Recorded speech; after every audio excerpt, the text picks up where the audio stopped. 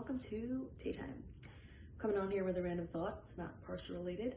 And if you want to hear more random thoughts, reach out in the comments and whatnot. I'd love to hear from you. So, speaking with friends and really making my own observations of the world, I've noticed a troubling reality. It appears that a lot of women in their upper 20s who are single, dare I say older singles, starting to really struggle with their Yiddishkeit. And so I was really trying to understand what could be causing this specific trouble in this demographic. And this is what I came up with.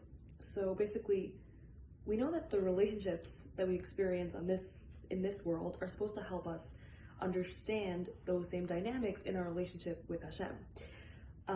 And there are different components to our relationship with Hashem, and the different relationships we experience on earth are supposed to help us understand each of those dynamics and components.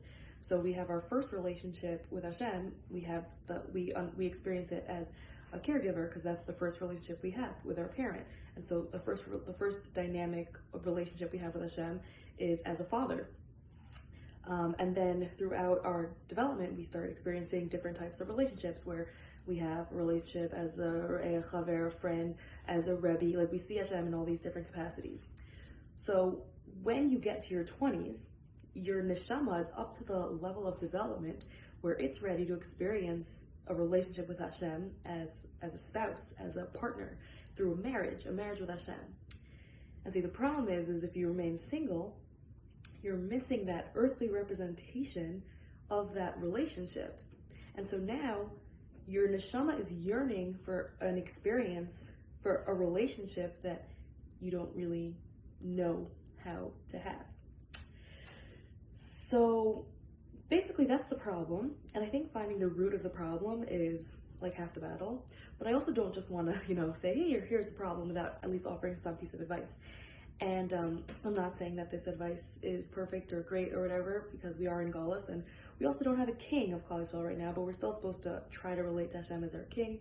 So my advice for how to relate to Hashem through a marriage when you're not married, I have two pieces of advice. The first one is to deepen your relationship with yourself and try to notice times when you compromise or validate or encourage yourself, and pick up on those pieces of where you are in a partnership with yourself, and use those elements and that experience of partnership to relate to your relationship with Hashem. And my second piece of advice is to read marriage books. Yeah, be that person. And not for the sake of being a better partner when you and Hashem find Mr. Right, although that is an added bonus, but to read it really through the lens of trying to understand the marriage dynamic and that type of relationship with Hashem. And Mir Hashem, we should all experience the satisfaction and the simcha of what it means to have a full, beautiful marriage partnership with Hashem. And men, put a ring on it.